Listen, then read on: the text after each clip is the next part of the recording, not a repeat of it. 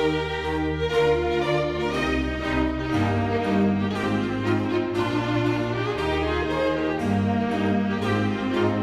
now for the Royals Report, and for Prince Harry, Meghan Markle, and baby Archie, it's time for a trip. They're getting ready to go on a 2-week journey to South Africa. The trip will be Archie's first royal tour. The Duke and Duchess of Sussex said over the summer they were looking forward to raising awareness of the work local communities are doing there. For more on this, we're joined by BBC Royal correspondent Sarah Campbell from London. So Sarah, what do we expect Meghan, Harry, and Archie to see while they're visiting South Africa?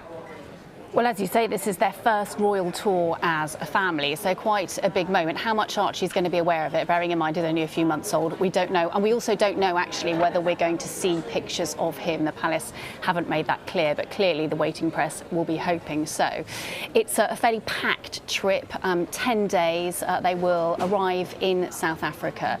And then after a few days, Harry actually will go off on his own. He's visiting, first of all, Botswana, and then he's going to go on to Angola. Now, you'll remember back in 1997, his mother made a very famous trip there, highlighting the issue of landmines. She was photographed in a minefield, and Harry is going to be retracing her steps, effectively, going back to that place. It was called Huambo, which then was a minefield and is now a thriving place with shops and streets and schools. So really, he'll be highlighting how effective the anti-landmine campaign has been. He'll also visit an orthopaedic centre nearby, which has been named after his late mother. He will then travel on to Malawi to watch an anti-poaching exercise. Again, another issue very close to his heart. And really, you look through all the engagements, and they are about things like environmental issues, youth issues, female empowerment issues, all things that we associate with this royal couple, and all, as I say, being packed into a very full 10 days of engagements. How important are these visits for the royal family?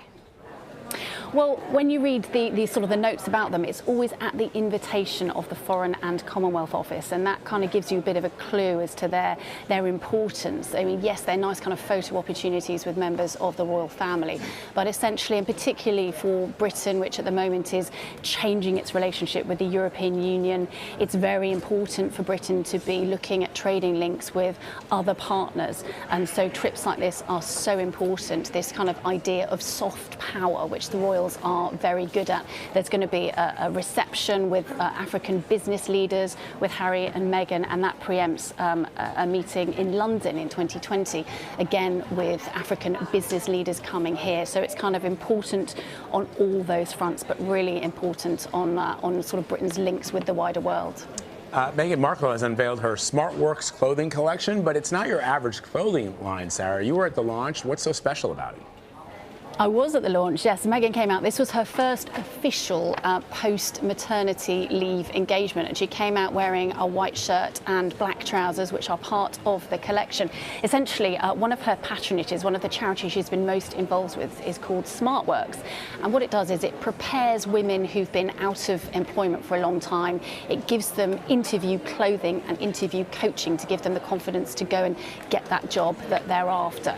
And what she noticed in her sort of behind-the-scenes meetings and going to this charity is that there weren't enough clothes in the right sizes. She talked about the fact that there were something like 50 lilac blouses and jackets which had been donated. She said actually what they really need is just some really basic clothing lines. So how this works, she's managed to get some big UK retailers together, and every time somebody buys either a dress, a jacket, trousers, a shirt or a bag in this collection, one will get donated to SmartWorks. She talked about it as sort of being women helping other women. That's not bad. Yeah. Let's talk about Prince Harry. He's not getting enough attention, I think. He attended a BAFTA exhibit in London. That's pretty much like the British Oscars, right? He's been the president of this organization since 2010, right? What are we learning about that new exhibit? Yes, so this is Prince William, actually. He was at this event on Monday, and you've got a show over there. We've got a show here. It's called Killing Eve, a very famous program. It's been doing really well. We're fans. So we learned that the Duke of Cambridge is a big fan as well. He looked at some of the clothing. Villanelle, the lead actress, so she's a serial killer in the show. She wears some fantastic clothing, so he was shown the fantastic clothing, and he was also given a pair of the pajamas that she wore, some very how should we put them, garish pajamas, which were in the second series. He was given a pair of those.